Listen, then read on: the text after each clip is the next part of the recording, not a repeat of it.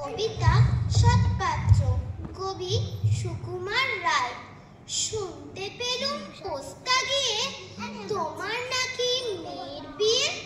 গঙ্গারামকে পাত্র পেলে জানতে চাও সে কেমন ছেলে। মন্দ নয় সে পাত্র ভালো, রং যদিও বেজায় কালো। তার উপরে মুখের গঠন অনেকটাকে পেঁচার মতন। বিদ্যে বুদ্ধি বলছি মশাই, ধন্যী ছেলের অধ্যাবসায়।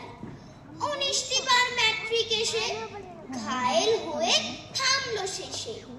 বিষয় আশায় গরিব বেজায়, কষ্টে সৃষ্টে দিন চলে যায়। মানুষ তো নয় ভাইগুলো তার, একটা পাগল একটা গোয়ার। আরেকটি সে তৈরি ছেলে, চাল করে নোট গেছেন জেলে। কনিষ্ঠটি তবলা বাজায়, যাত্রা দলে 5 টাকা পায়।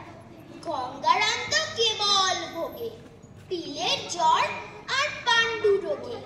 কিন্তু তারা উচ্চ ঘর, কংসরাজের বংশধর।